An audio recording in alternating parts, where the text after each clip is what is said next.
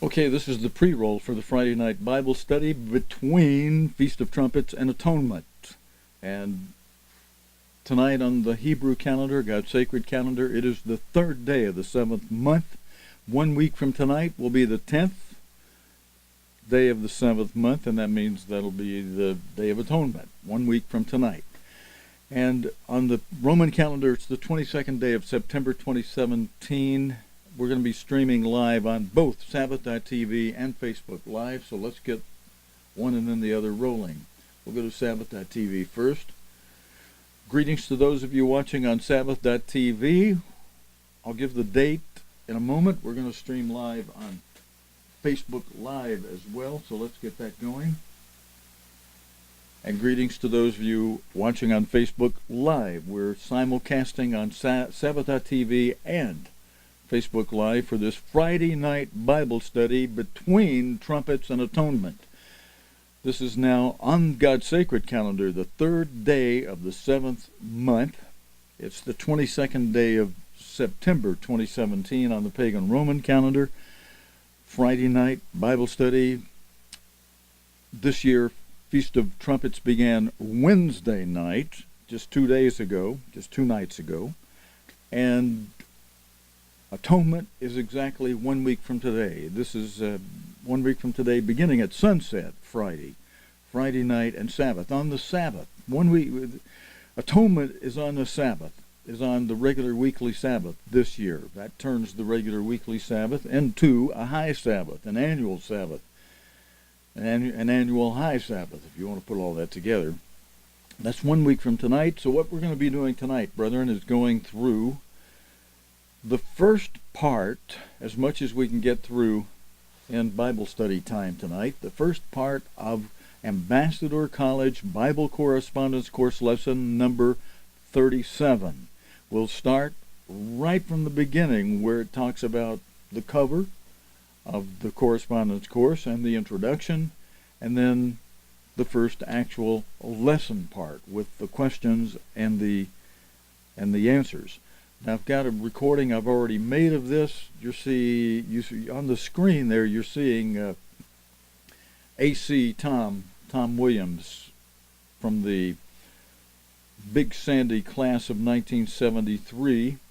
You'll see his face and his lips move. He's with an animated avatar that we have using Tom Williams' face. Mr. Armstrong's suit. Hope he doesn't mind. We put Tom in Mr. Armstrong's suit. And you're going to be hearing the voice of Daniel Boone Newton from, Dan, is it North Carolina or South Carolina? I forget which one of those states exactly you are in, but one or the other. And if the recording, it has a little bit of an echo to it. If it sounds clear here in the studio, we'll keep using it. Otherwise, I may pop in and repeat the question once in a while, and my responses are already on this recording. And unless there's a problem, I'll just let it go. I may pop in with it once in a while. But let's roll with it, because there's a lot in lesson 37. We're only going to be able to get through maybe half of it tonight, and we'll do the other half probably next Friday night and have you, I was going to say familiarized, but you know, one of the reasons we have Sabbath services is so that we don't forget things, and just so that we can put it back into fresh memory, all the basics, the rudiments of what atonement, of being at one meant, means, with Christ putting away Satan. You know, basically trumpets, it pictures all 7 trumpets, they picture a wartime, a thing of God pouring out his wrath through the first 6 trumpets. The first 4 are kind of a milder form of wrath, with the 4 winds damaging the earth and the trees and the seas. And then I was looking up to see if I had a close-up button for that shot. Doesn't look like I do. Well, maybe I do. What's this right here? Well, we get a little closer this way. The first 4 of the 7 trumpets are the 4 winds I was mentioning, damaging the earth, the trees, the sea. The last 3 trumpets are a little more intense form of God's wrath, because it's called the 3 woes. And on that, and the first woe is the 5th trumpet. The second woe, the 6th trumpet, is the time of the Battle of Armageddon, the time of the 200 million man army, as it's mentioned in Revelation, is it chapter 10 or is it chapter 9? In the King James Version, it references it, as we went through the other day on trumpets, it mentions it as 200,000. Well, we know that's verse 16 of Revelation 9. We know that 1,000,000 means 6 zeros. 3 zeros in the first 1,000, 3 zeros in the second 1,000. Put a 1 in front of that, you got 1,000,000. Put 200 in front of that, you got 200. And the 200 million army that's mentioned in verse 16 of Revelation 9, and the number of the army of the horsemen were 200,000, 200 million. And I heard the number of it, and thus I saw the horses in the vision. And of course, the Apostle Paul, writing back when he did, we didn't have the modern day weaponry we have today, so he wrote about it in terms that were familiar to their day, but we know he's talking about, especially as he describes the sting, the fire in their tails and in their mouth. We know that's talking about modern nuclear weaponry today. By these 3 was the 3rd part of men killed, and it's describing having breastplates of fire and of jacinth and brimstone, and the heads of horses were as the heads of lions, and out of their mouths issued fire and smoke and brimstone. By these the 3rd part of men were killed by the fire and by the smoke and by the brimstone which issued out of their mouths, for their power is in their mouth and in their tails, for their tails were like unto serpents and had heads, and with them they do hurt people. So this time of pouring out of God's wrath, a very terrible time on the earth. And of course, it's the day of the Lord, the year-long day of the Lord. It's still part of the 5th seal, the Great Tribulation, because it continues for 3.5 years. It's just that at seal number 6, the heavenly signs and the sun, the moon, the stars, we signal that we're going to enter the last year of that 3.5 years, with the 7th seal opening up and adding God's wrath to the mix, starting with the first 4 winds as the first 4 of 7 trumpets, and then the last 3 trumps as the last 3 woes. And on that 3rd woe, on that 7th trump, that last trump, Christ returns and pours out the 7 last plagues, which are part of that 3rd woe. All right, that's just a little going back in summary of what the day 2 days ago, Feast of Trumpets, pictures, and it pictures the last trump, Christ returning. Now, once he has returned, now the seals are out of the way, and our next holy day doesn't involve these 7 seals. The next holy day, Christ is putting away, on the Day of Atonement, he's putting away Satan the devil, and that's what this lesson is about. And there's a lot to that. It's no small thing, putting away the devil. And so with our players here involved in this, Daniel Newton's voice asking the questions, and I'll read the responses from the recording. Let's go to the beginning part of lesson 37 of the Ambassador College Bible Correspondence course on and about regarding the Day of Atonement. Now, the title of the correspondence course is, as you can see here on the screen, let's go ahead and come in as tight as we can, get the lower third out of the way. At the top it says, this is the 1954-1965 edition of the Ambassador College Correspondence course, the 58-lesson course. And again, this is lesson 37, and it's entitled Feast of Atonement. And then this first part, we're going to begin, it says, about our cover. In the Old Testament times, a very special ceremony involving two goats occurred on the Day of Atonement. One of those goats represented Christ, the other goat, Satan. Only God could determine which goat was which. The two goats pictured on our cover are identical, yet they are very different. You need to be sure which you are worshiping, the real Christ, counterfeit. Day of Atonement at One-Ment. Brother, I noticed the tape skipped right there. It said, you need to know which one you are worshiping, the real Christ or the counterfeit. So that part got left out of the tape there. Day of Atonement at One-Ment with God.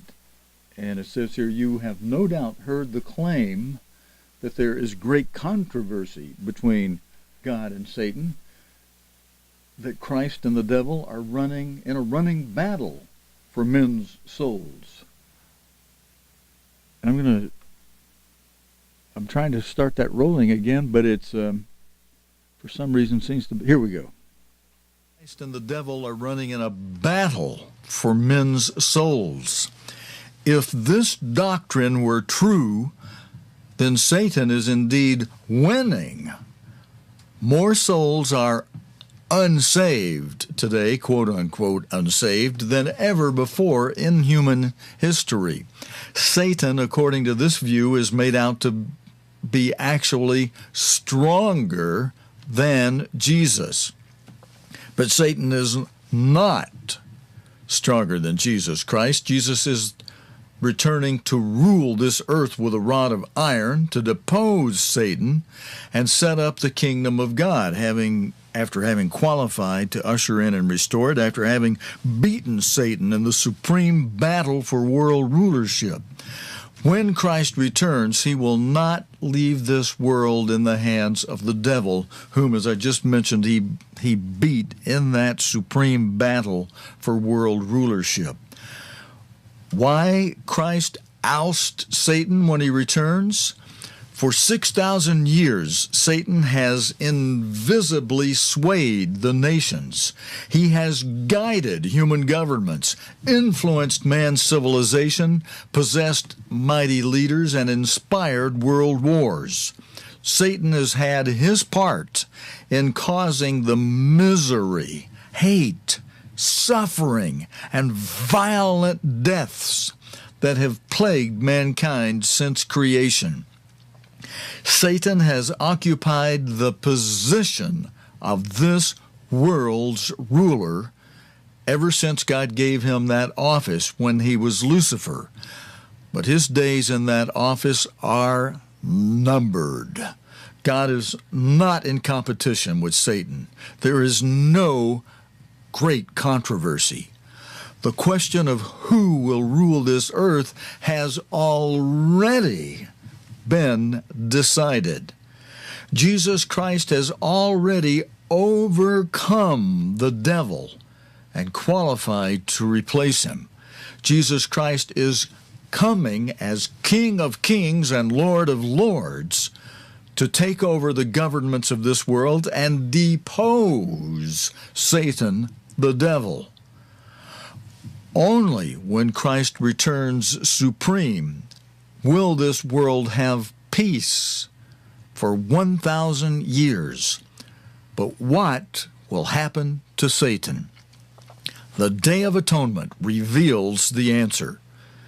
But how many have ever heard of this day, let alone understood its meaning for us today? This day reveals Satan's fate in God's master plan. By studying this holy day, you will find astounding answers to these and many other questions. Now, the photo caption with the photo that's at this point in the correspondence course is that of Adolf Hitler, seen in this photograph haranguing Nazi stormtroopers in 1933 at Nuremberg. Yielded and Adolf Hitler yielded to the unseen pressures of Satan the devil. The result was World War II. What the Day of Atonement pictures.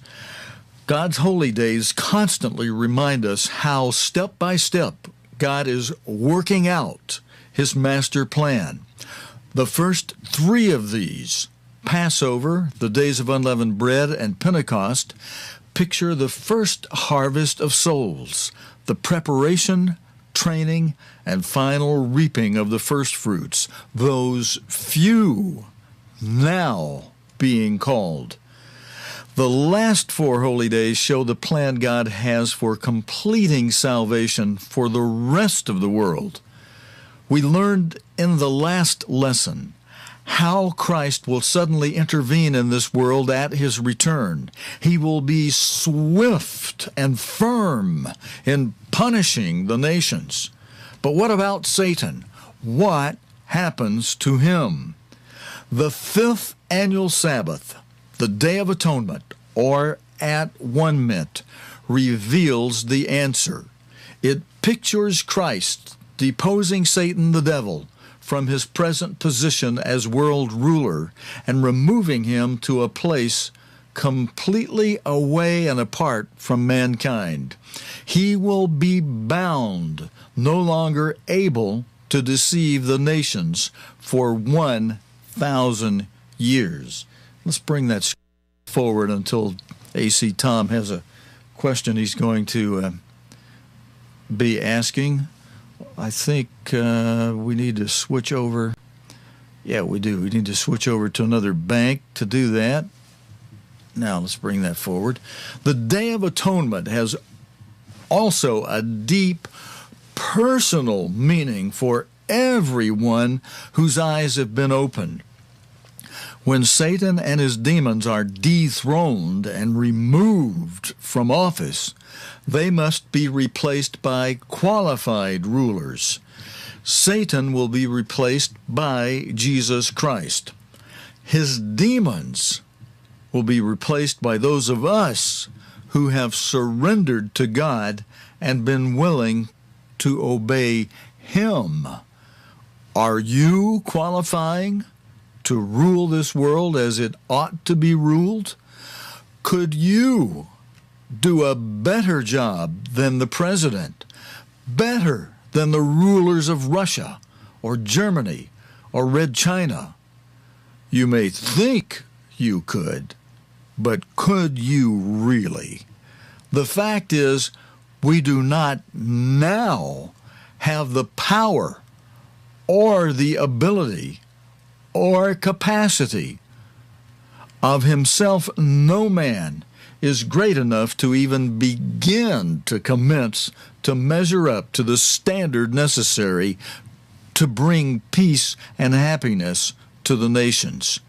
It takes the power of God, the life of God, the mind and nature of God.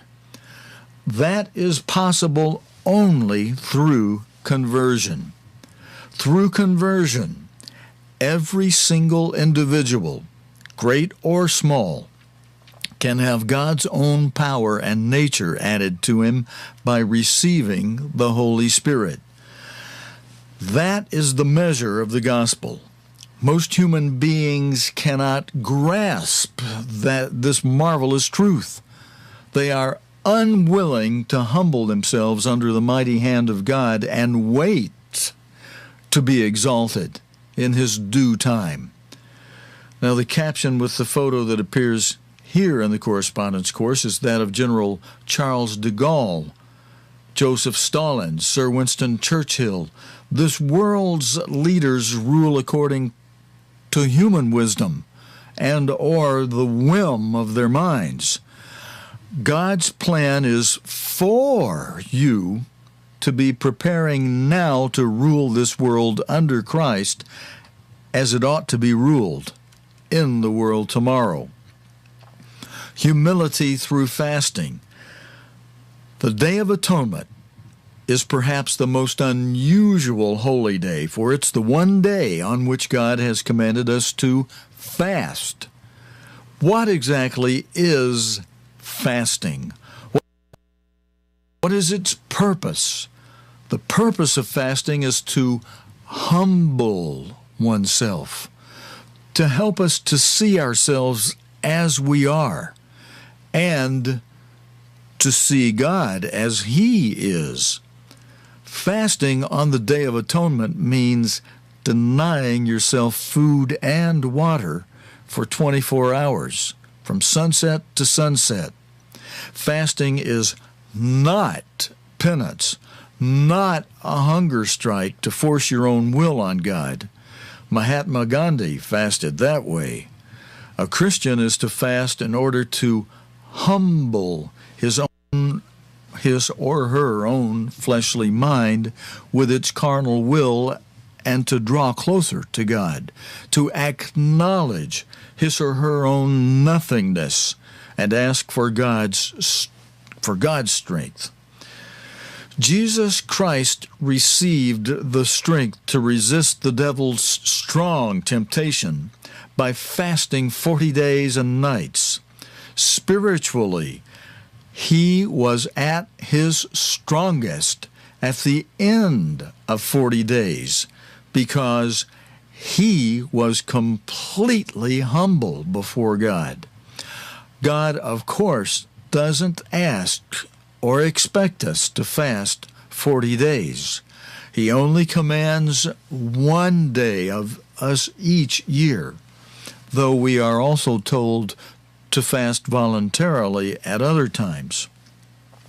A little hunger on the Day of Atonement serves to prove to every one of us that we, as Job, are just like worms. Job 25, verse 6. Puny, insignificant little creatures down here, inwardly warring with one another. How absolutely dependent we are on the food and the water of this earth. Fasting on the Day of Atonement reveals to us how much we still love ourselves, how difficult it is to give up some of self.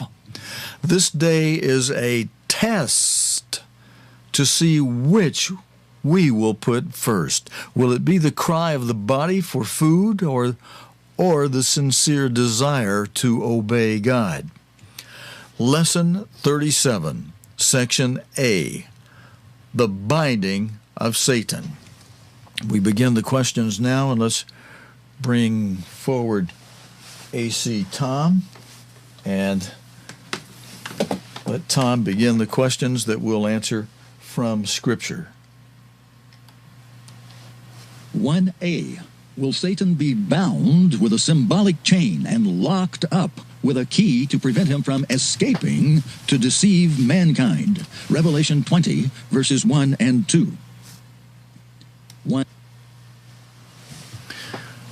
All right, friends, before I can read that answer, I've got to see if I can advance this back to our place, because I apologize to you. Here in the live stream today, I hit a button that knocked it back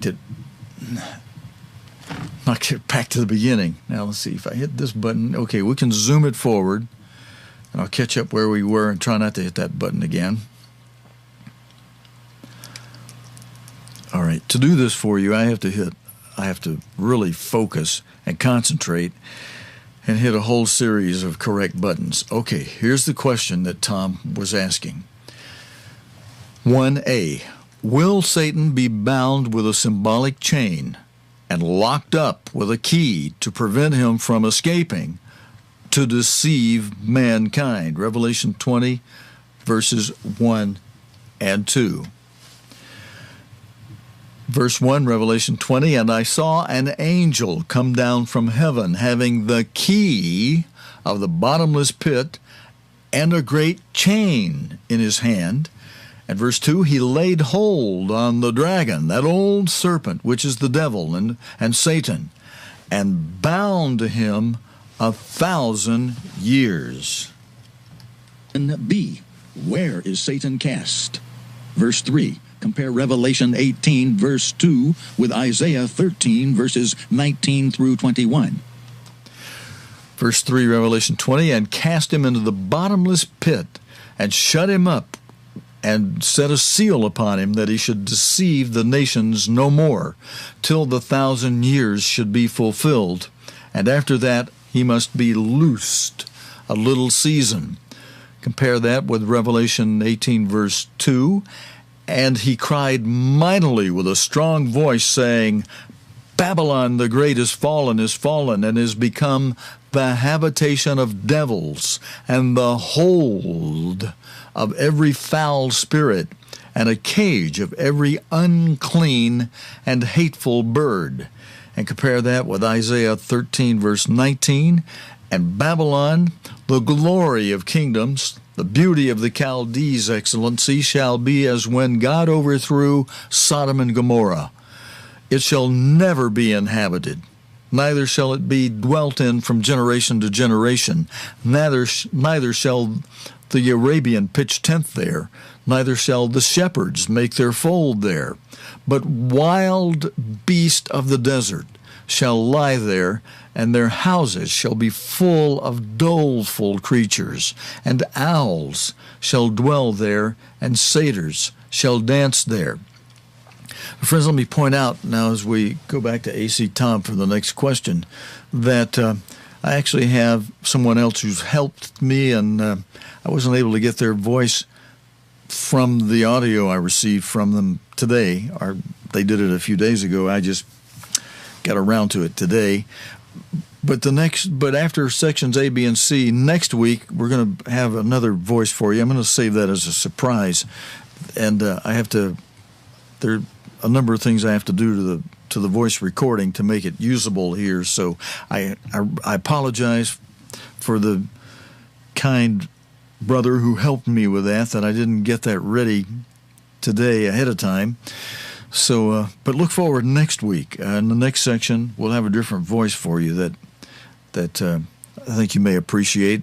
This one we're doing with A.C. Tom is just my voice speeded up. I tried to make it sound like a chipmunk, but I didn't hit the right buttons to make it do that, but it hopefully sounds a little different, so this gives it some variety for you. All right, the next question, we'll at least use A.C. Tom's avatar to mouth this one for you. Question 2. 2. Does Revelation 18, verse 2 also show where the rest of the demons will be, and that they will all be removed from the presence of mankind? Revelation 18, verse 2, and he cried mightily with a strong voice. Does this verse show that the rest of the demons, does it show where they'll be, and that they will all be removed from the presence of mankind? And he cried mightily with a strong voice, saying, Babylon the Great is fallen, and is become the habitation of devils, and the hold of every foul spirit, and a cage of every unclean and hateful bird. So they are caged up, removed away from the presence of mankind. 3a. After God allows the terrible woes of Revelation 9 to be unleashed on men, will they repent and turn to God? Revelation 9, verse 21. Verse 21, Revelation 9, neither repented they of their murders, nor of their sorceries, nor of their fornication, nor of their thefts. 3b. Even after the terrible 7 last plagues, the wrath of God poured out without measure, does the greater part of humanity still remain obdurate, stubbornly rebellious? Revelation 16, verses 11 and 21. Verse 11, Revelation 16, and blasphemed the God of heaven because of their pains and their sores, and repented not of their deeds. Verse 21, and there fell upon men a great hail out of heaven, every stone about the weight of a talent, and men blasphemed God because of the plague of the hail, for the plague thereof was exceeding great. 4a. Why won't men repent? is it because they are deceived? Revelation 12, verse 9. And the great dragon was cast out, that old serpent called the devil and Satan, which deceiveth the whole world. He was cast out into the earth, and his angels were cast out with him. 4b. Are the three unclean spirits of Revelation 16, verses 13 and 14, demons? And I saw three unclean spirits, like frogs, come out of the mouth of the dragon, and out of the mouth of the beast, and out of the mouth of the false prophet. For they are the spirits of devils, working miracles, which go forth unto the kings of the earth and of the whole world, to gather them to the battle of that great day of God Almighty. 4c. Is their purpose to deceive the world about Christ's second coming? Same verses. And I saw three unclean spirits like frogs come out of the mouth of the dragon, and out of the mouth of the beast, and out of the mouth of the false prophet. For they are the spirits of devils, working miracles, which go forth unto the kings of the earth and of the whole world, to gather them to the battle of that great day of God Almighty. 4d. Is Satan himself behind this scheme? Note the word dragon in verse 13. And I saw three unclean spirits like frogs come out of the mouth of the dragon, and out of the mouth of the beast, and out of the mouth of the false prophet. 5. Did Paul predict the end of world rule by fallen angels? Hebrews 2, verse 5.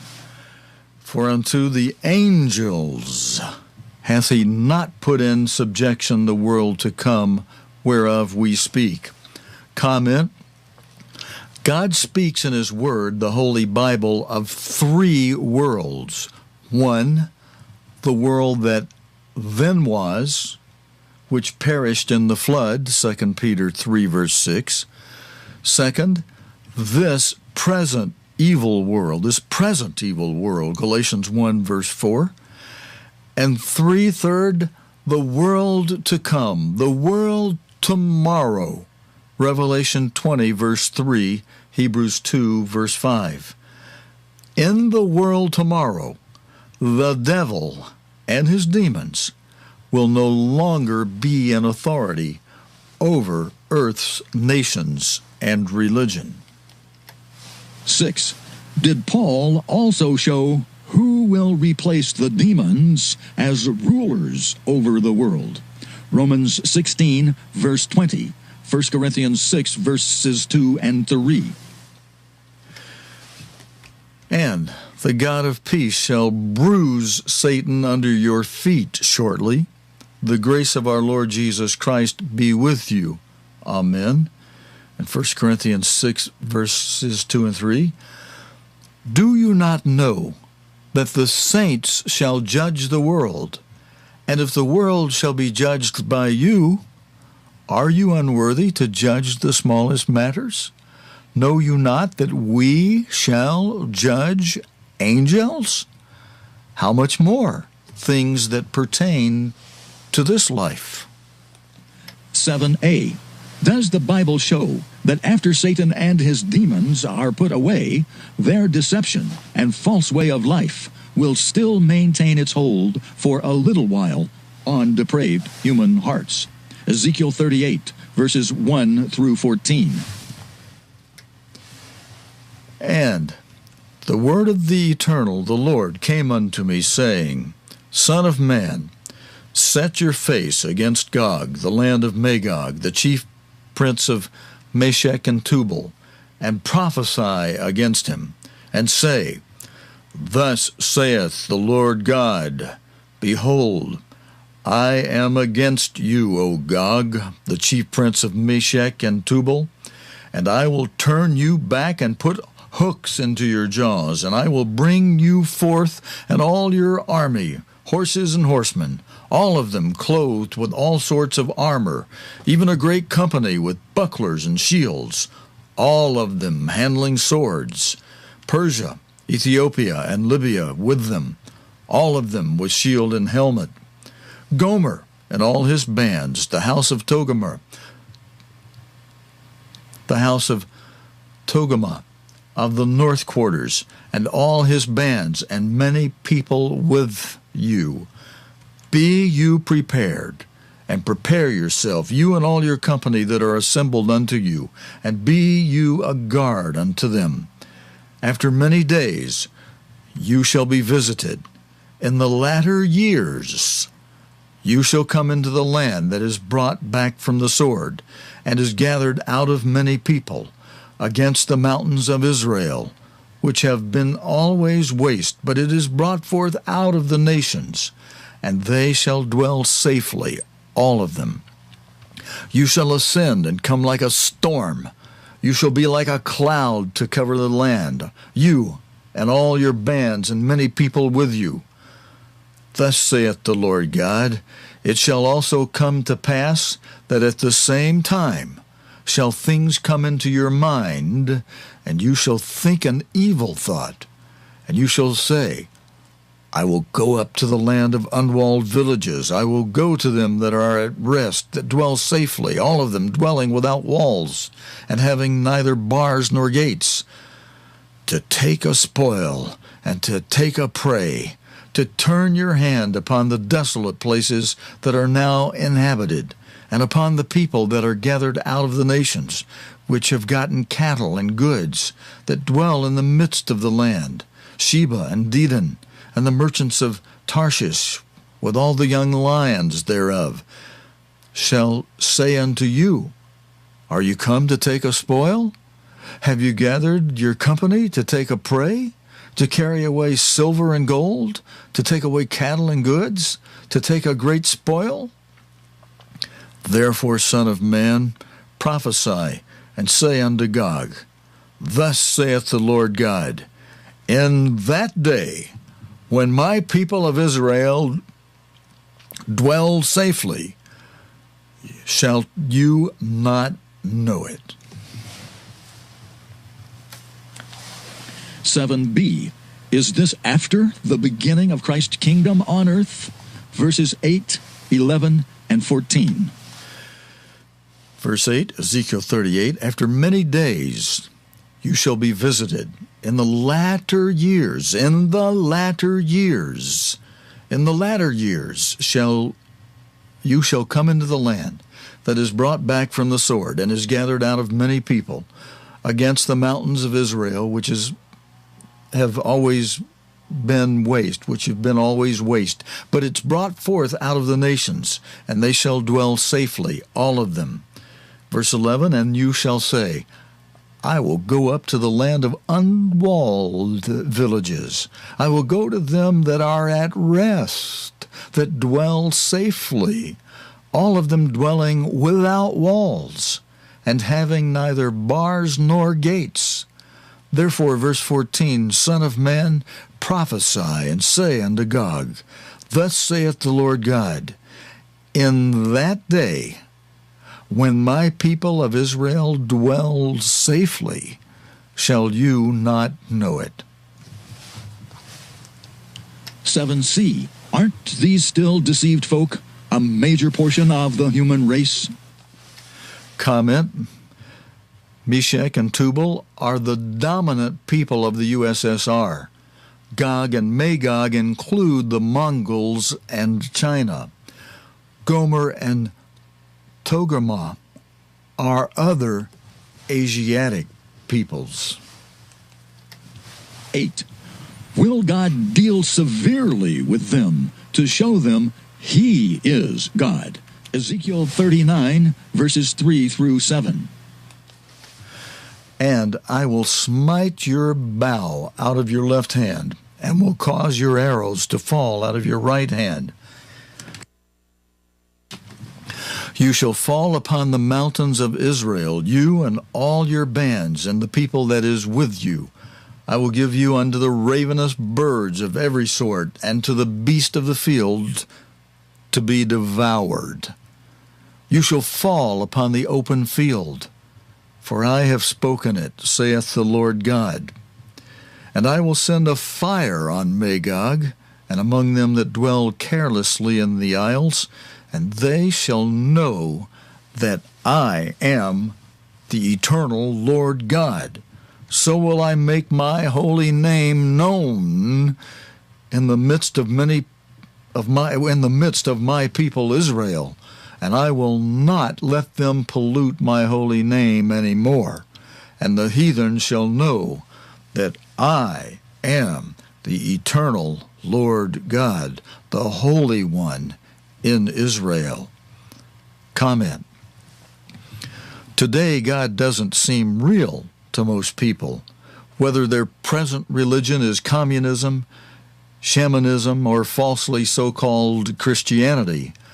God is going to be real to everyone in that day. Section B, a commanded assembly. Section B, a commanded assembly. 1A. Does Leviticus 23, the only chapter in all the Bible where all of God's festivals are mentioned in one place, proclaim a day of atonement? Verse 27. Also on the 10th day of this 7th month, there shall be a day of atonement. It shall be an holy convocation unto you, and you shall afflict your souls, and offer an offering made by fire unto the eternal Lord God. 1B. Is this a day to be kept holy once each year? Same verse. Also on the 10th day of this 7th month, there shall be a day of atonement. It shall be a holy convocation unto you, and you shall afflict your souls and offer an offering made by fire unto the eternal Lord God. 1C. At what time of the year? Same verse. 2A. Also, Leviticus 23, verse 7. At what time of the year? Same verse. Also on the 10th day of this 7th month, there shall be a day of atonement. It shall be an holy convocation unto you, and you shall afflict your souls, and offer an offering made by fire unto the eternal Lord God. Now question 2A. Are all who are God's people commanded to assemble on the Day of Atonement? Leviticus 23, verse 27. Also on the 10th day of this 7th month, there shall be a day of atonement. It shall be an holy convocation unto you, and you shall afflict your souls and offer an offering made by fire unto the eternal Lord God. 2B. Does Numbers 29, verse 7 verify this and set the exact day on which we meet locally? Numbers 29, verse 7, and you shall have on the 10th day of this 7th month an holy convocation, and you shall afflict your souls. You shall not do any work therein. 3A. Does God say that we should afflict our souls? Leviticus 23, verse 27, and Numbers 29, verse 7. Also, on the 10th day of this 7th month, there shall be a day of atonement. It shall be an holy convocation unto you, and you shall afflict your souls, and offer an offering made by fire unto the eternal Lord God. Numbers 29, verse 7. And you shall on the 10th day of this 7th month have a holy convocation, and you shall afflict your souls. You shall not do any work thereon. What does afflict mean? Comment. Afflict is translated from the Hebrew word ana, which means to beat down, depress, abase, chasten, humble. God inspired the same original word in Exodus 10, verse 3, saying to Pharaoh, "How long will you refuse to humble yourself before me? Let my people go, that they may serve me." See also in Deuteronomy 8, verses 2 and 3, how God led Israel 40 years in the wilderness to humble them, allowing them to hunger at times. Deuteronomy 8, verses 2 and 3, "And you shall remember all the way which the eternal Lord your God led you these 40 years in the wilderness, to humble you and to prove you, to know what was in your heart, whether you would keep his commandments or no." And if I may, brethren, just stop from the course and comment right here. Is this, or ask a question anyway, is this not a very good verse for us today, while we as the body of Jesus Christ, and by the body, I mean we who are scattered, all of us, wherever we are assembling, wherever we are located around the world, as Acts 8, verses 1 and 4 puts it, the church of God scattered abroad or scattered worldwide. I noticed lately there is a group that's attempting to use a form of that name. I'm not going to comment on that further. I knew somebody would eventually, but in all the many hundreds of groups that are out there under various ministers calling themselves the this or that banana peeling church of God, setting up just division after division when we really are one body, one big scattered body. Would this not be a good verse for us to keep in mind? "And you shall remember all the way which the eternal your God led you those 40 years in the wilderness." Are we not as if we were ancient Israel in the wilderness now, scattered? And he's allowing this, like he mentions in 1 Corinthians 11:19, that says, divisions must be among you so that those who are approved may be made manifest. And here he's saying he did that. He's let them wander the wilderness, to be as if it were scattered like we are now. But yet we don't even really have one Moses over us, except Jesus Christ is up there on his throne. But he says, "I led you these 40 years in the wilderness to humble you and to prove you, to know," like he did with Abraham and Isaac when he instructed Abraham to sacrifice Isaac, "to know what was in your heart, whether you would keep his commandments or no." And brethren, let me stop myself right there from that recording. I noticed that I doing that from memory, I didn't cite 1 Corinthians 11:19 correctly. It should there say, instead of divisions, there must be divisions among you. It says there must be heresies among you, and the margin points out that heresies can be rendered errors. So there must be errors among you, so that let me actually flip there, so that instead of doing that from memory, I actually read it and I'm less likely to make a mistake like I did a moment ago. Verse 19, "For there must also be heresies," or like it says in the margin, errors among you, heresies or errors among you, "that they which are approved may be made manifest from you," may stand out, be obvious. It does say in verse 18, it mentions division, saying, "For first of all, when you come together in the church, I hear that there be divisions among you." And I partly believe it, and the margin for division says dissension.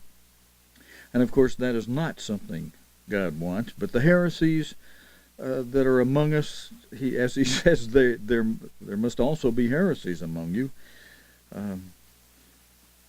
that they which are approved may be made manifest among you. So God says he allows that part, the errors and the heresies, so that those who have got it, those who've got it together are made obvious. Those who are staying faithful are obvious.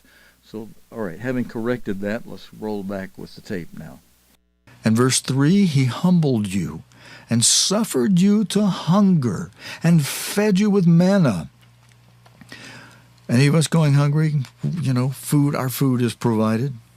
And fed you with manna, which you knewest not, neither did your fathers know, that he might make you know that man does not live by bread alone, but by every word that proceedeth out of the mouth of the eternal doth man live. There is the substance of Matthew 4, verse 4, and Luke 4, verse 4, that Jesus Christ quoted while he was here on the earth. He took it right here from Deuteronomy 8, verse 3. How are we then to afflict our souls? Why, the same way that God humbled Israel in the wilderness, letting them get good and hungry. See also Psalm 35, verse 13, and Isaiah 58, 3. Psalm 35, verse 13, but as for me, when they were sick, my clothing was sackcloth. I humbled my soul with fasting, and my prayer returned into mine own bosom. And Isaiah 58, verse 3, wherefore have you fasted? Say they. Wherefore have we fasted? Say they. And you see not. Wherefore have we afflicted our soul? And you take no knowledge. Behold, in the day of your fast you find pleasure, and exact all your labors. Remember, soul means physical life in a physical body that depends on constant refueling for its maintenance. Here, soul is equivalent to stomach. And then I added a note here. A definition of soul from the dictionaries is the part of a person that gives life to the body, the spirit and essence of a person, believed by some wrongly to be a part of a person that lives forever. And further, my note here, with me the afflicting is not felt just as the stomach, but by the whole body being weakened, energy, mind, everything. And yet, when we're in that kind of a weak situation, God actually makes us stronger spiritually. 4a. Does this day differ from all of the other holy days in that absolutely no work is to be done on it? Numbers 29, verse 7, Leviticus 23, verse 30, and Leviticus 16, verse 29. Okay, brethren, I hope you appreciate the questions in a different voice. They add a little variety to this, and they give me a moment of break to kind of collect my thought and engage how we continue forward. Does this day differ from all of the other holy days in that absolutely no work is to be done on it? Numbers 29, verse 7, and you shall have on the 10th day of this 7th month an holy convocation, and you shall afflict your souls. You shall not do any work therein. Well, all of the other days, holy days, we don't work on those days, or annual or weekly Sabbaths either, but it really differs in that this is the only day we fast on.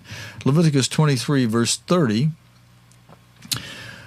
and whatsoever soul it be that doeth any work in that same day, that soul, the soul will I destroy from among his people. Well, the emphasis is on work in verse 30 of Leviticus 23, and Leviticus 16, verse 29, and this shall be a statute forever unto you, that in the 7th month, on the 10th day of the month, you shall afflict your souls and do no work at all, whether it be one of your own country or a stranger that sojourneth among you. Just a quick comment. I mentioned the food part of it. Afflicting your soul. All the other days, holy days, you can eat on them. And it says, you do no work. It makes an exception, except for that which you must eat. It allows you to, make some preparation and whatever work's necessary in dishing up and serving out and eating your food. But on the Day of Atonement, you can't even do that work. You can't prepare any food. It's just zero work. 4b. The other holy days permit no servile work. That is, no ordinary work other than what is necessary for preparing that which every man must eat. Exodus 12:16. And in the first day there shall be an holy convocation, and in the seventh day there shall be an holy convocation to you. Now, of course, that's referring to the days of unleavened bread. The first day of unleavened bread and the seventh day is a holy convocation, the seventh day of unleavened bread. No manner of work shall be done in them except, save that which every man must eat, that only may be done of you. Again, this was a reference to the days of unleavened bread. By those dates, the first and seventh, shall be a holy convocation. Comment, though a day of fasting, the Day of Atonement, is also a day of rejoicing. It is a spiritual feast of drinking in of God's Word. 5a. Why is this day to be kept so straitly? Leviticus 23, verse 28. And you shall do no work in that same day, for it is a day of atonement, to make an atonement for you before the eternal Lord your God. 5b. What does atonement mean? Comment, Webster says to atone means to set at one, to join in one, to form by uniting. This day symbolizes God and man being set at one, literally, if you please, the Day of At-One-Ment. God and the human race can never be fully at one in full agreement until Satan is banished. And the photo at this point in the correspondence course is that of Mahatma Gandhi, seen in the photo with the late Indian statesman R.J. Nehru, who Gandhi rose to political power by fasting for the purpose of creating strife and division. He fasted to forward his idea of independence, not to develop humility. God calls Gandhi's fasting vain. 6a. Will God allow anyone to remain among his people who refuses to keep the Day of Atonement? Leviticus 23, verses 29 and 30. For whatsoever soul it be that shall not be afflicted in that same day, he shall be cut off from among his people. And whatsoever soul it be that doeth any work in that same day, the same soul will I destroy from among his people.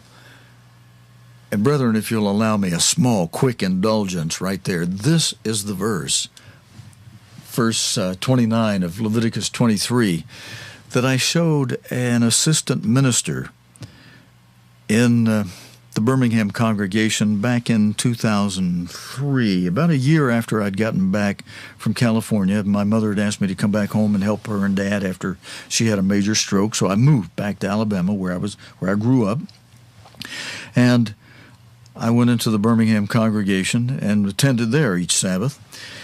And there was a man there who was working on the Sabbath. And when I questioned him about it, he said, well, Mr. Koch told us we could do it, and we should do it and feed our family and all that. And I said, well, where's that in the Bible that says keeping the Sabbath's been done away? And that's what I asked him first. And he said, well, Mr. Koch said we should, work every chance we get all the money we can, and provide for our families. So I just asked him the same question again after he gave that answer. And I said, where's that? He didn't mind my saying his name. Where's that, Ray, in the Bible, where it says we don't keep the Sabbath anymore. Old or New Testament, show me where it says, God abandoned our keeping the Sabbath. And it's like a light switch through for him. All he needed was somebody to press him with the question just a little bit, and God's Spirit working on him. I believe I was only an instrument used for this purpose, but I was there willing to do that, and God used me for that. And Ray answered, he said, well, every Sabbath I've been working, there's been a monkey on my back, and I've known since I was a little kid when I used to see them Seventh-day Adventist billboards along the highway that the Sabbath, Saturday, is God's Sabbath day and that we should be keeping it.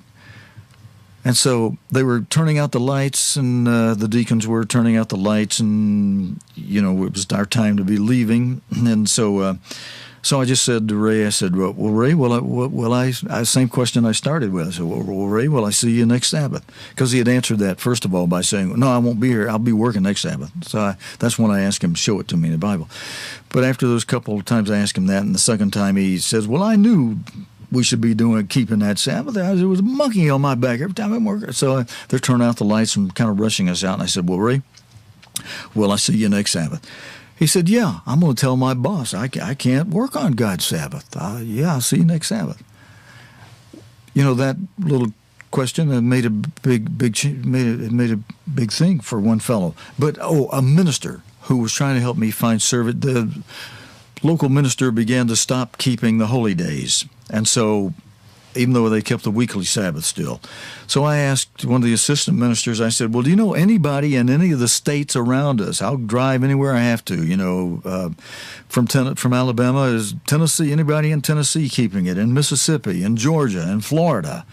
He says, well, Steve, I'll call around for you.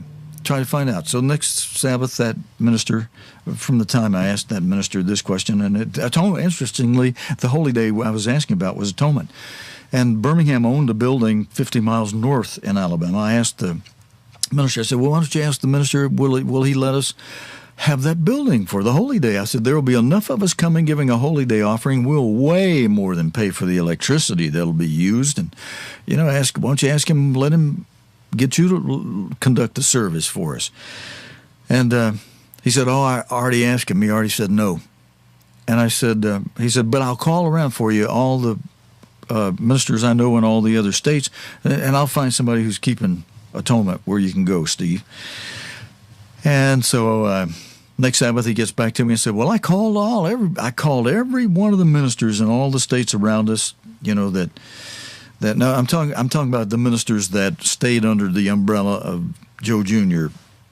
in these particular years. We're talking about 2003, because I had this thing about staying under the umbrella and helping anybody that seemed confused and just not jumping ship or running here or there until God showed me where to go. But when that assistant minister came back and said, well, Steve couldn't find anybody. And I said, well, you ought to try to conduct a service for us somewhere. I said, look at this verse. I said, look at verse 29 of Leviticus 23. Now, how long does it take to read that verse, brethren? Maybe, 10 seconds, 15, maybe less than that? For whatsoever soul it be that shall not be afflicted in that same day, he shall be cut off from among his people. And actually, you can read it faster than that if you're not vocalizing it. If you just read it with your eyeballs, just read through that. You can read through that real quick. Boom, boom. Anyway, whether it's the length of reading it orally or just visually, way less than a minute, way less than a half a minute, under 15 seconds, even I dare say under 10 seconds to read that verse. That's all the time I spent with that assistant minister, showing him that one verse and commenting that, why don't you conduct this service for us? You see how important this day is? The next Sabbath, the head minister comes up to me, and he's extremely angry, and he says, Gilbreth, this is your last warning. Oh, brother, I wish I could come online with you. Let me see if this will let me here with you. Yeah, God, I just want to talk to you face to face for just a few more seconds. The lead minister said to me, "Gilbreth," and he's pointing his finger right in my face, right in my eyeballs, boom, right in it. I'll stick it out there toward the camera so my finger gets big, like it relatively is when somebody's sticking their finger right in front of your eyeballs, right in your face like this. He sticks his finger out there and he says, "Gilbreth, this is your last warning. It took me 2 hours to straighten out that minister after you got to him last week." And I'm kind of like, I'm amazed. It took me 10 seconds to show that minister that verse. And of course, that tells me the minister went to the minister troubled about it. Now, that minister, by the way, is keeping the Sabbath today. So that local minister was able to emotionally dangle him around, and he knew it. That local minister knew he could dangle these ministers under him because he had authority over them, as far as that authority goes, considering Acts 5, verse 32, or 29, is it, the one that says, obey God rather than man when there's a conflict. Let me just get that for sure, exact, whether it's 29 or 32, so you can have it if you're making notes. It's 29. Then Peter and the other apostles answered and said, "We ought to obey God rather than man." That only applies when there's a conflict. If a minister with authority over you is telling you to do something and it does not conflict with God's word, you'd better do it. But if it's one you're submitting to and you find yourself under, bearing in mind he can not only put you out of a body, out of a group. If you upset a minister, he can cast you to, he can give you over to Satan. He can ask God to take you out of the body of Christ for a time. So you want to be very careful in how you deal with any ordained minister, even though the ordained minister may be off the wall. You may go to him in love, but be careful. Just be careful. That's a gentle warning, which some of you out there need. There are a couple fellows and their dad that I think probably really need that in a very strong way. But the minister put his finger in my face and said, "This is your last warning, Gilbreth." He said, "It took me 2 hours to straighten out that minister after you got to him." And I'm thinking, well, it wasn't really me. It was God's word that got to him. Is that verse, I'll put it back on the screen in a moment. That verse from, here, I'll put it back up there now. That verse from Leviticus 23, verse 29. "For whatsoever soul it shall be that shall not be afflicted in that same day, he shall be cut off from among his people. And whatsoever soul it be that doeth any work in that same day, the same soul will I destroy from among his people." Well, when the assistant minister saw those couple of verses, he was kind of shook up to the minister and said, "Hey, really, should not we be keeping this Day of Atonement? Look how serious this is."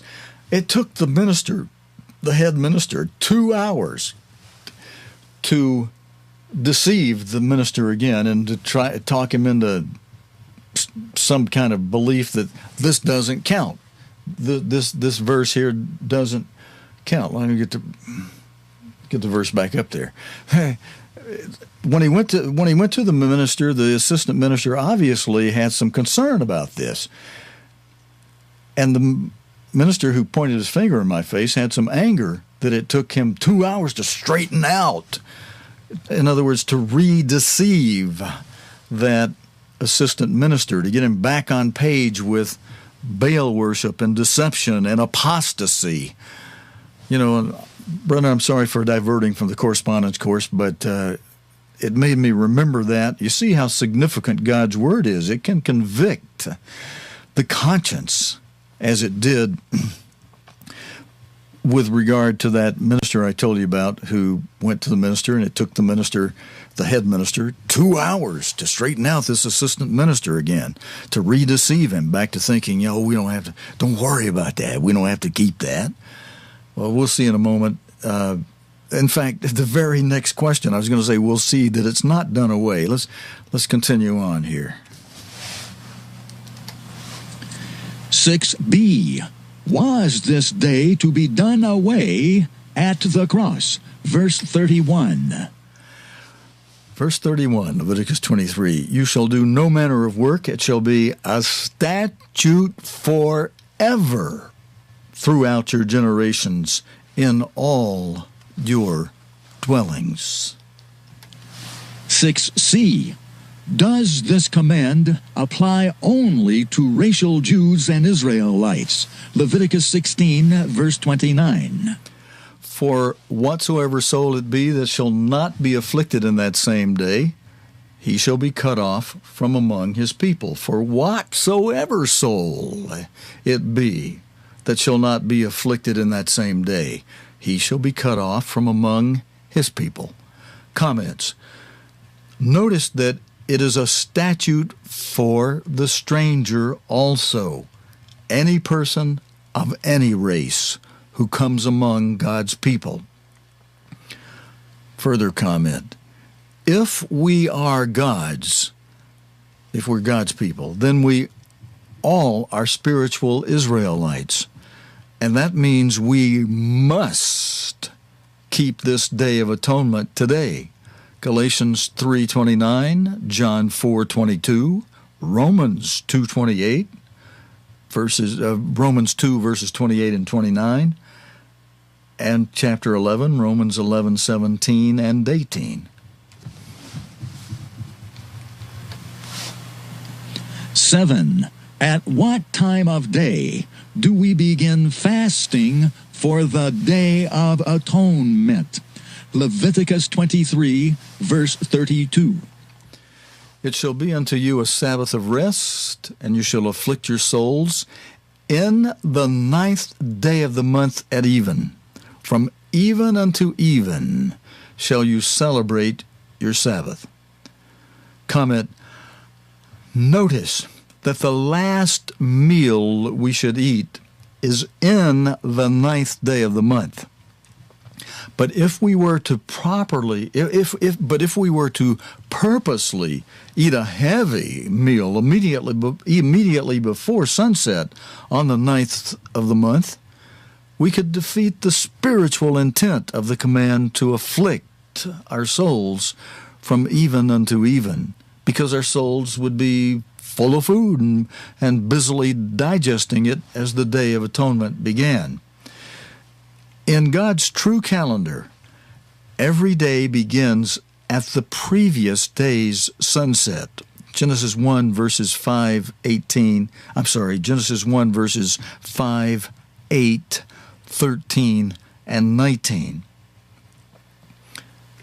Section C, I think I'll repeat this, but how ancient Israel. Section C, how ancient Israel observed Day of Atonement. Okay, thank you for helping me there. Hey, C. Tom. How ancient Israel observed Day of Atonement. Especially, it seems, has the world forgotten the symbolism of the Day of Atonement. And no wonder, for this day above all others is like a thorn in the flesh to that great deceiver. Let us examine the 16th chapter of Leviticus, which details God's instruction to the Levitical priesthood concerning the Day of Atonement. 1a. Was part of the tabernacle which Israel built as a type of God's house permitted to no one but the high priest. Leviticus 16, verse 17. And 1b. Hold on. Hey, excuse me, Tom. I hadn't answered that question you just asked me yet. Okay. Was anybody other than the high priest permitted to no one but the high priest, because that's a type of God's house? And there shall no man in the tabernacle of the congregation, when he goes in to make an atonement in the holy place, until he come out and have made an atonement for himself and for his household and for all the congregation of Israel. Let me read that again. Verse 17, Leviticus 16. And there shall be no man in the tabernacle of the congregation when the high priest goes in to make an atonement in the holy place. There shall be no man in the whole tabernacle of the congregation when the high priest goes in to make an atonement in the holy place, until the high priest comes out and has made an atonement for himself and for his household and for all the congregation of Israel. Now, Tom, go ahead there with question 1b. Was the significance of this very holy place. Verse 2. Okay, that question is, what was the significance of this very holy place? Verse 2, and the eternal Lord said unto Moses, Speak unto Aaron your brother, that he come not at all times into the holy place, within the veil before the mercy seat, which is upon the ark, that he die not. He better not go in there at any other time, lest he die. For I will appear in the cloud upon the mercy seat. 1c. Was it clearly the earthly representation of the very throne room of God? Was this earthly representation a type of the very throne of God? Exodus 25, verses 17 through 20. Verse 17, and you shall make a mercy seat of pure gold.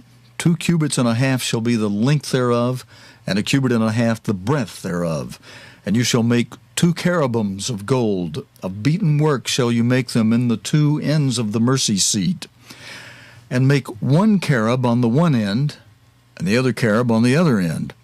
Even of the mercy seat shall you make the cherubim on the 2 ends thereof. And the cherubims shall stretch forth their wings on high, covering the mercy seat with their wings, and their faces shall look one to another. Toward the mercy seat shall the faces of the cherubims be. 1d. Why was the cover of the Ark of the Covenant called the mercy seat? Verse 17, compare with Jeremiah 17, verse 12, noting the word sanctuary. Okay, and verse 17, Exodus 25 first, and you shall make a mercy seat of pure gold, 2 cubits and a half shall be the length thereof, and 1 cubit and a half the breadth thereof. Compare with Jeremiah 17, verse 12, noting the word sanctuary. Also Hebrews 4, verse 16. Jeremiah 17, 12, a glorious high throne from the beginning is the place of our sanctuary. And Hebrews 4, verse 16, let us therefore come boldly unto the throne of grace, that we may obtain mercy and find grace to help in time of need. Comment, the mercy seat in the holy place was the earthly type of the very throne of God in heaven.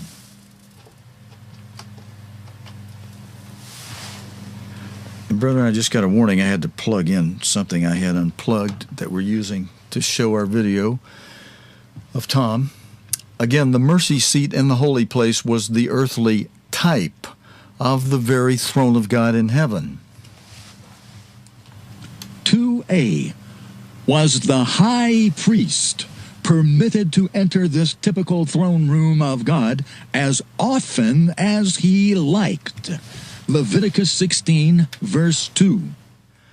And the eternal Lord said unto Moses, Speak unto Aaron your brother, that he come not at all times into the holy place within the veil before the mercy seat, which is upon the ark, that he die not. For I will appear in the cloud upon the mercy seat. I will appear in the cloud upon the mercy seat. 2b. Was this because God's very presence was there? He whose face no man can look on and live. Exodus 23, verse 20. Okay, friends, A.C. Tom actually read that question correctly. It's abbreviated over much here. Exodus 33, verse 20. And he said, "You cannot see my face, for there shall no man see me and live." To see, could God allow his very throne to be profaned or disrespected? In light of the verses we just read, what do you think the answer to this question should be? 3. When was the high priest permitted to enter the room behind the veil? Notice the last verse of this Atonement Day chapter, and also verse 29. See, too, Exodus 30, verse 10.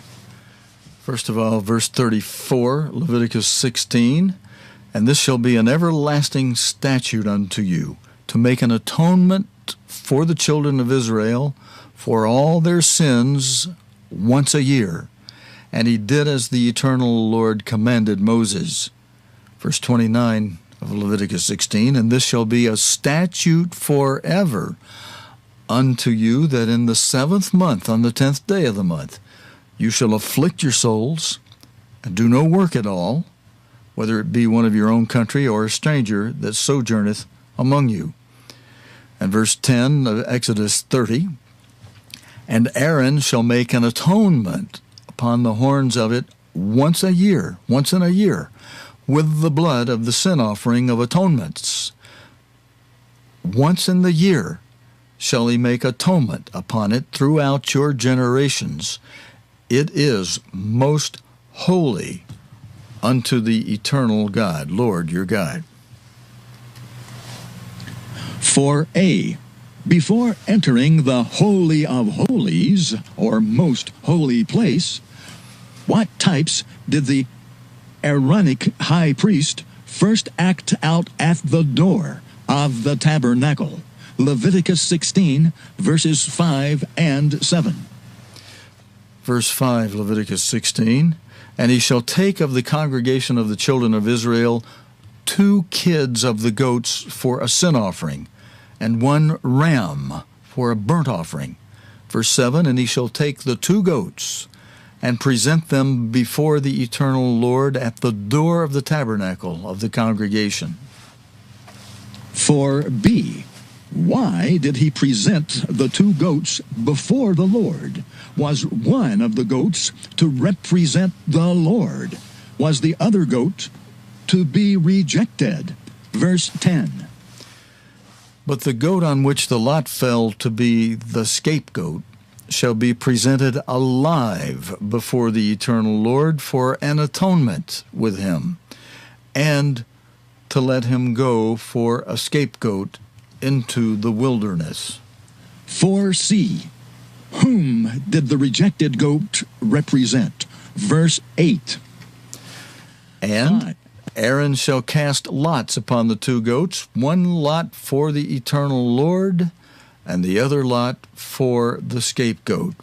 Comment: the English word scapegoat is not a correct translation of the Hebrew word God inspired. If you have a Bible with marginal renderings, notice that it gives Azazel in the margin for scapegoat. Who is Azazel? Gesenius and other Hebrew lexicons derive the word from Azel, which means he removed or separated.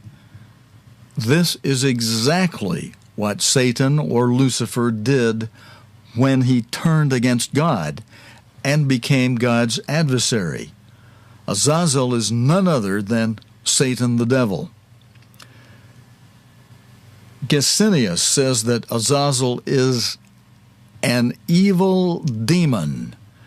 Ancient Jewish literature knew the devil by this name. It is, for example, spelled Azazel, Z-A-L, and Azazel, A-Z-A-E-L, in apocryphal literature. The comprehensive commentary says, according to the oldest opinions of the Hebrews and Christians, Azazel is the name of the devil, the words signify the goat which went away. The modern word scapegoat carries an entirely wrong connotation. Originally, it was escape goat, the goat which was let escape, which the translators took to be the meaning of Azazel. But today, the English word scapegoat signifies one who bears blame or guilt for others. This is definitely not the meaning that God inspired. Azazel, Satan, bears his own guilt. Satan is no scapegoat for another's sins. He is to be punished for his own guilt. To be constantly seeking for a scapegoat, a way to shift the blame for his own actions, is man's natural inclination, which Satan incites. All the heathen religions are based on this principle. Satan's perversion is always blame someone else, never clean up yourself, where the score of the trouble resides. Satan would like to deceive everyone into believing he is being unjustly used as a scapegoat. Satan claims God isn't fair. This principle is not the same as the placing of the sins of a truly converted Christian on Jesus Christ to be washed away by his blood. A Christian does not try to shift the blame. He freely admits his own guilt, something Satan has never done. And Jesus Christ freely pays the penalty for the sinner, provided the ex-sinner earnestly repents and zealously seeks to avoid sinning in the future. Jesus Christ is no scapegoat. How was it determined which goat was to be accepted and which was to be rejected? Leviticus 16, verse 8. And Aaron shall cast lots upon the two goats, one lot for the eternal Lord, and the other lot for the scapegoat. Comment. A lot is a solemn appeal to God to decide a doubtful matter. It is a sacred religious ceremony. It includes a supernatural act of God. That is why lotteries and gambling are of the devil. An actual profaning of an ancient holy ceremony appealing to God. See Proverbs 16, verse 33. The lot is cast into the lap, but the whole disposing thereof is of the eternal Lord. All right, friends, and because this is a Bible study on Friday night, and Bible studies are usually kept to about an hour and a half, and we're at the hour and a half mark on this particular Friday night, the third day of the 7th month on the Hebrew calendar. It's September 22nd, 2017 on the Roman calendar. And next week, 1 week from tonight, next week will be the 10th day on the 7th of the 7th month on God's sacred calendar, the Hebrew calendar, and that'll be the beginning of Atonement next Friday night. And so be prepared, be ready for that, and you'll, as the course pointed out to you, you'll want to begin your fasting in the a little bit before sunset, so that you don't want to pig out like that date I took to a restaurant. She has to go to a restaurant. We were spending some time together on Atonement, the day before Atonement, and she says, "Oh, it's getting Sabbath." What did she say? She said, "Sundown's coming up. Take me to a restaurant." She wanted to get her meal and have it all eaten before sundown, and I mentioned that to you earlier. She just plain flat pigged out. I didn't eat anything because I kind of somehow understood that principle at least a little bit. Where I just thought it through. I don't want to. We're fasting. I don't want to feel like I got a meal digesting in my stomach just through the day. I mean, it wouldn't even. Why have a day of fasting if you just crammed a bunch of food in your stomach that your body's digesting and keeping you going on? Anyway, so the suggestion in the correspondence course was, and I had gone through that before too, but the suggestion is that you start your fast next Friday afternoon, a few hours, just a few hours before, especially skip your evening meal before we go into the fast day, because you want God to see that you are afflicting your soul. And brother, there was a point that relates to something I want to mention very quickly before we say so long for tonight, and that's it mentioned Aaron not being able to go into the Holy of Holies except the one time a year, or else he could die, and God would kill him, because no man can see God's face and live, like the scriptures say. And there was a distinction of words made there, and there's a distinction I'd like to make. Let's see. I don't have my interlinear in here with me, or a lexicon, or a Greek or a Hebrew English lexicon in the room here with me, in my study room down the hallway. But one of our regular listeners mentioned, and I was so glad he did mention it. It hit me at a moment I needed it. He mentioned Psalm 118, verse 3 in a post on social media, which says, he mentioned one of the verses out of Psalm 118 that mentions this last part of it, where it says, in this case, verse 3 says, "Let the house of Aaron now say that his mercy, God's mercy, endures forever." Or it may have been there. It's verse 4 says, "Let them that now fear the Eternal say that his mercy endures forever." There may be a few more references in there. There's one psalm that just repeats that over and over. But it was quoted from a modern translation where they've changed the word mercy, that's as it's rendered in the King James Version, to love. And although that could apply as love endures forever, there is a distinction in the way God wrote it with the Hebrew word selected that's rendered mercy here, which can be rendered as his goodness and things like that. But I'll give a quick example and how really it's much better for most part to try to stay away from when you're sharing things. Take a look at modern versions and see how they render things, but for the most part I would recommend we stay with quoting from the King James or the New King James or maybe the Revised Standard Version. But these modern versions, they mean well, but they lose sometimes a fine distinction. Because what I needed at the moment, I heard that verse, but I remembered that it should be mercy when I saw the verse. And what I needed was mercy, not just love. And let me mention that why that distinction is important. Sometimes nuances are contained in words, and so that's why it's important to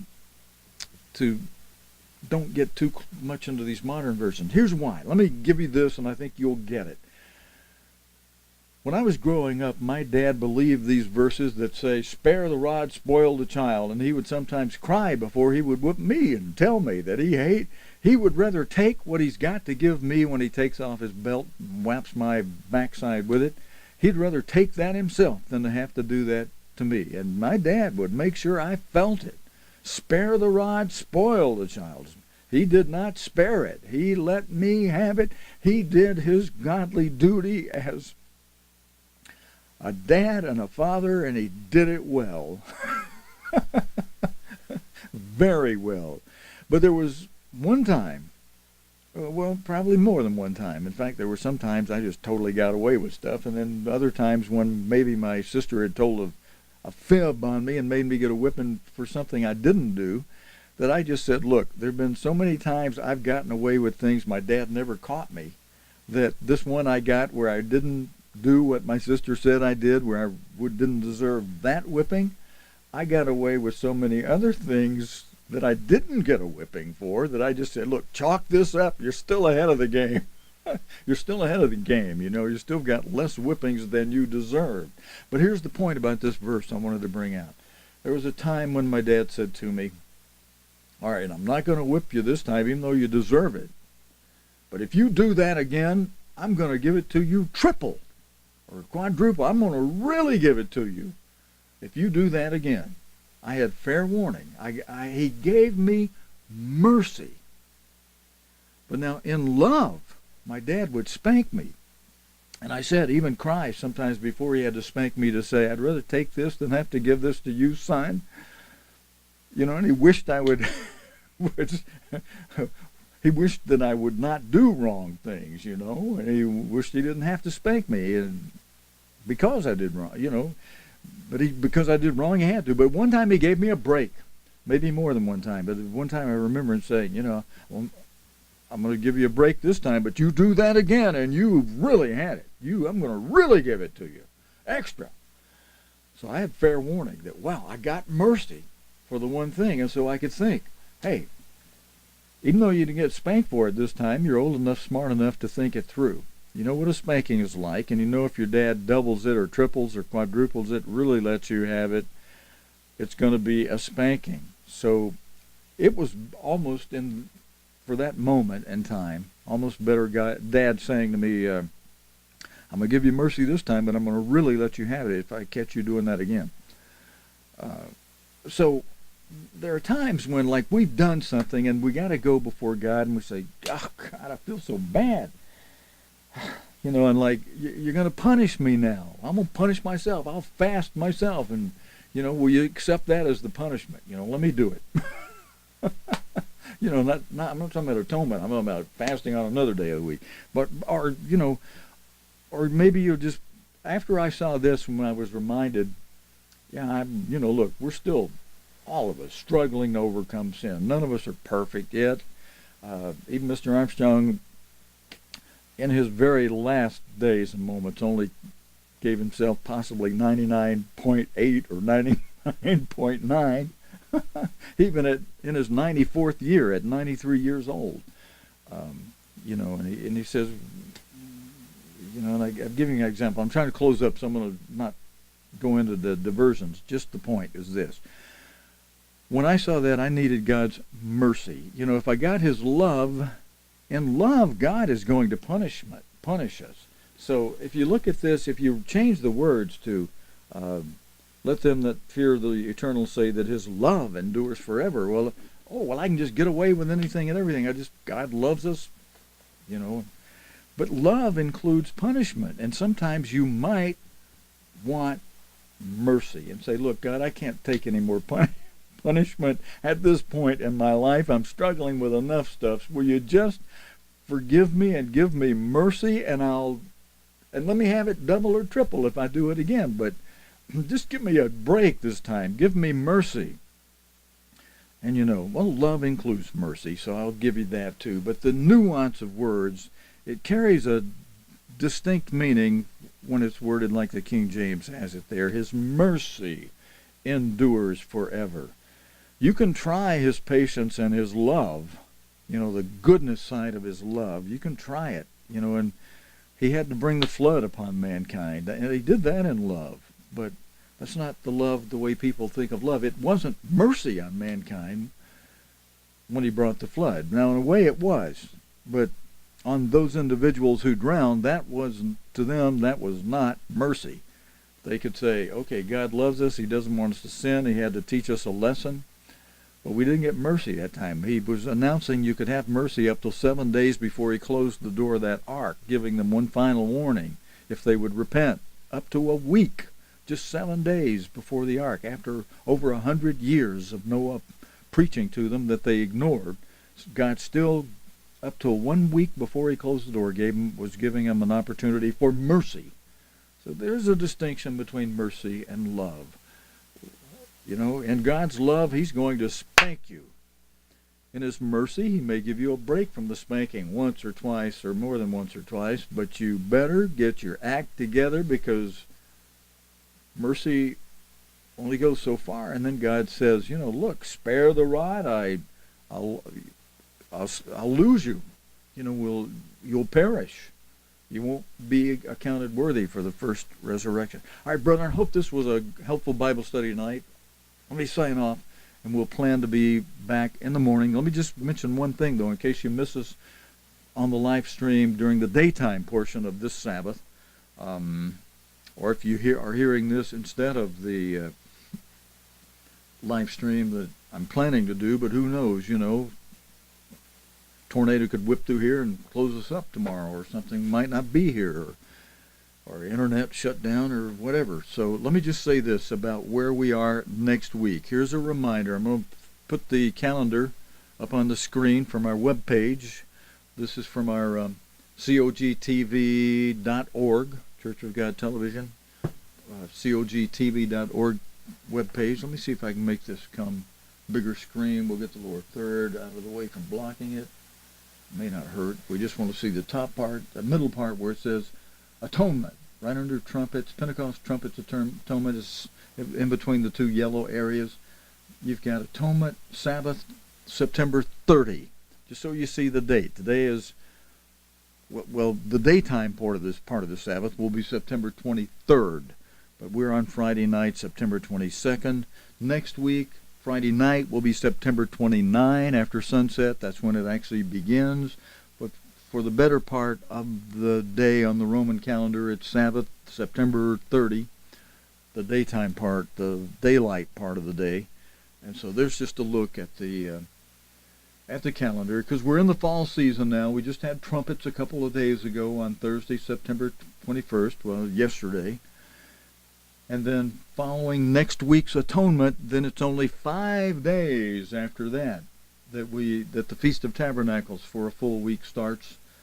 Wednesday night of the following week, it begins October 4. Wednesday night, October 4 at sunset. That's a holy day, so on Wednesday night, beginning at sunset, October 4, you don't want to be doing any servile work. You want to be keeping the day holy, even though the daylight part of the Feast of Tabernacles is Thursday, October 5. All right, just so you've got something there. All right, let me come back now, and we'll close it up for this Friday night's Bible study. Thanks for joining me. Oh, how did we get World Watch up there? I didn't mean to do that. Thanks for joining me for this Friday night Bible study, friends, and I hope you're having a wonderful Sabbath sandwiched in between Feast of Trumpets yesterday and next Sabbath, Atonement. This is the Friday night in between that. God willing, I'll see you during the daylight portion of the day for our early stream to the UK from the United States. That puts it at live stream 2:30 p.m. in the afternoon in the UK, well before sunset. And God willing, I'll see you tomorrow. Until next time, Stephen Lloyd Gilbert, happy Sabbath, a good night's sleep to you all.